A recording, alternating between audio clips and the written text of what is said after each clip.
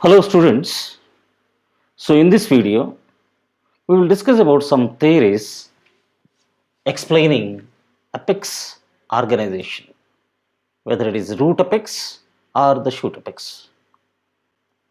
Okay, in the previous video we discussed about the meristems or the meristematic tissues, and these meristematic tissues are those which will divide continuously and promote growth of the plants continuously.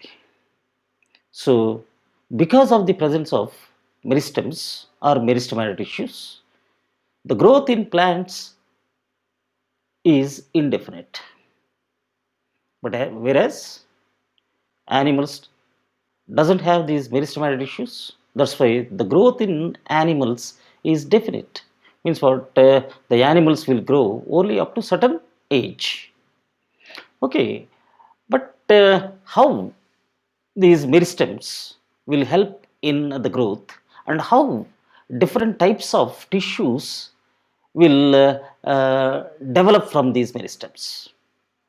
But of course, one point you have to remember, all meristematic cells continuously divide, and whenever one meristematic cell, when it divides, two daughter cells are formed. Out of these two daughter cells, one will remain as meristematic and the second one will undergo differentiation and become a mature cell.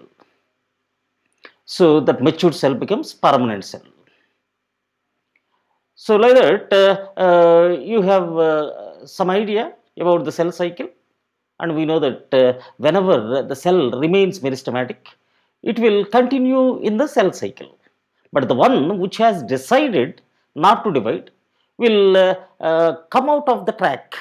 Means what, it will come out of the cell cycle and enters into G naught phase.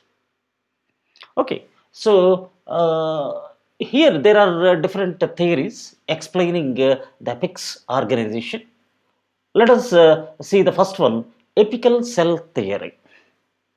And this apical cell theory was proposed by Hofmeister and Nageli.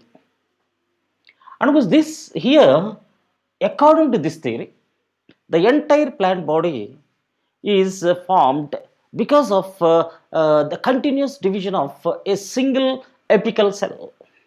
Single apical cell. But of course, we know that what is the meaning of meristem or meristematic tissue? Tissue means what? Group of cells. So here, what they say is that one cell, a single apical cell, is helping in the development of the entire plant body. Of course, we can't discard this theory, but this theory is applicable to algae, bryophytes, and pteridophytes. Okay, and which plants are left now? Gymnosperms and angiosperms. So, for gymnosperms and angiosperms, you will find what the meristematic tissues. So, let us say the second theory, histogen theory, and this was proposed by Hanstein. And this histogen theory is applicable to root apex as well as shoot apex. And according to this theory, okay, so at the shoot apex and the root apex, you will find three types of histogens. Histos means tissues, and gen means producing. Means what? Tissue producing cells will be there. Tissue producing meristematic cells. So, what are those three? First, let us say the root apex. The root apex will have a dermatogen, peribulum, plerum. You can see here dermatogen, outermost one. Okay, peribulum, the second one or the middle one, and the plerum, the centermost one or innermost one. But every one of us know that the root is protected by a cap which is called root cap. Do you know the other name of the root cap? calyptra. And this calyptra is regularly produced. Means what? If it has to be produced regularly, there should be one meristematic zone or meristematic region, and that meristematic region is a special region apart from these three: dermatogen, peribulum, plerum, and there is calyptrogen that regularly produces calyptra or the root cap.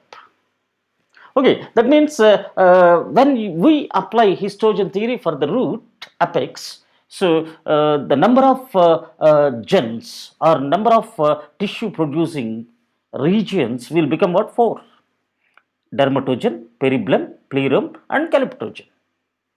Of course, this dermatogen, the name itself indicates that derma means skin. So, whatever this zone, the cells in this region will divide and contribute for the development of epidermis and epidermal tissue system. Peribulum will contribute for the formation of cortex and endodermis. Cortex and endodermis. And the plerum will produce the central steel. The central steel, which is composed of the vascular tissues surrounded by the pericycle. The central cylinder, okay, composed of vascular tissues, that is xylem and phloem, surrounded by pericycle, is called steel. So that is derived from the plerum. So just remember, dermatogen helps in the formation of epidermis and epidermal tissue.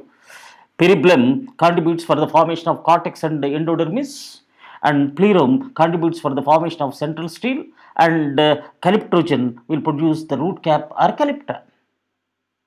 But of course, now when we apply this histogen theory for the shoot apex, you can see here the shoot apex, and the shoot apex is protected by young leaves, which are called primordial leaves or leaf primordia. They are produced by the apical meristem only.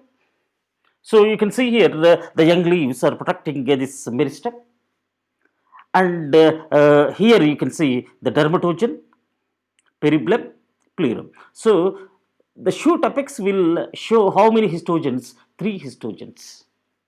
Okay, the shoot apex will have three histogens, whereas the root apex will show four histogens. What is that extra histogen in root apex? That calyptrogen.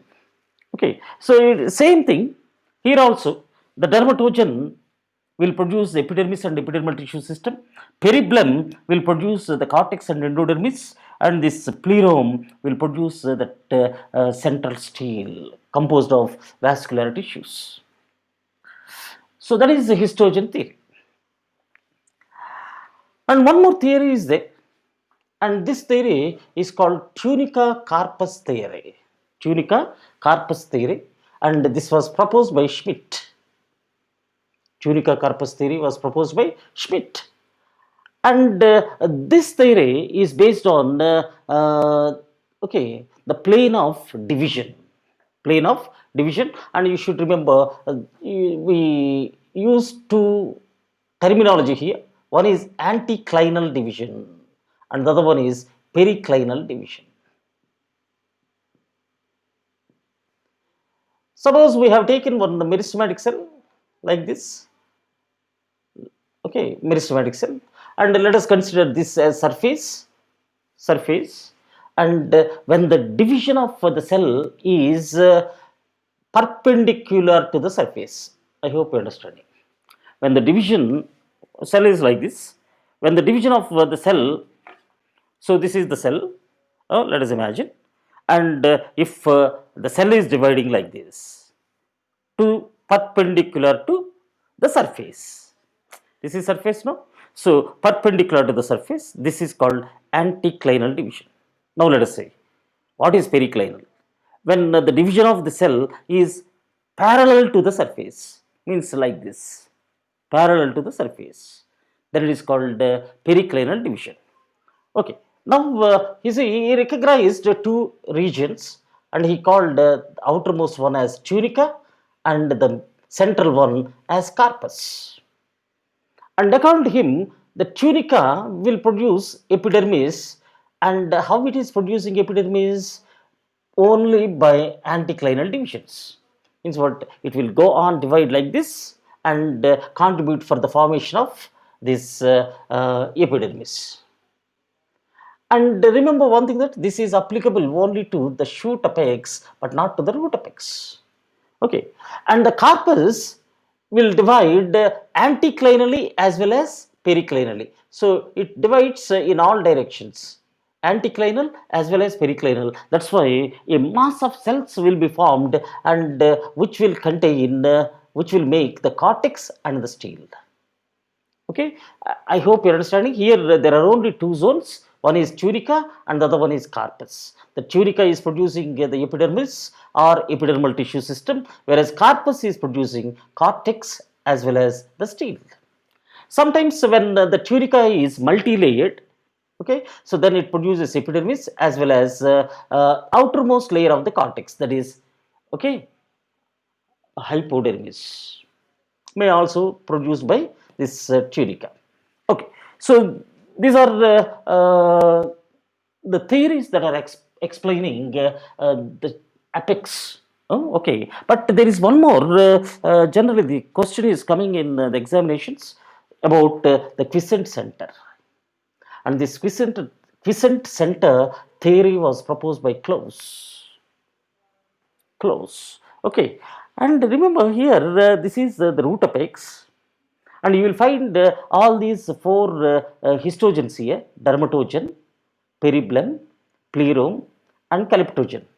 And Close observed that in maize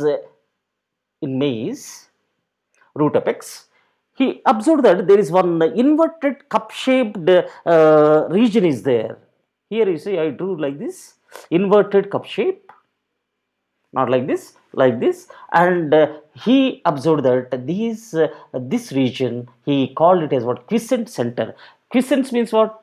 Resting. The cells, all these cells are actually meristematic, but these are also meristematic, but these meristematic cells, okay, particularly which in this region, they are in rest state or resting state, and that's why we call this as what? Quiescent center. And why they are in resting state? Because you see here, they have low mitotic activity.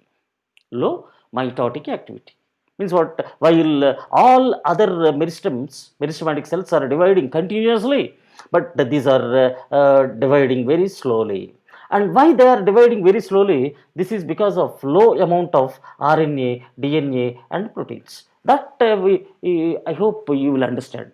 Why low amount of RNA, DNA, and proteins? This is all because during interphase, all these materials are formed.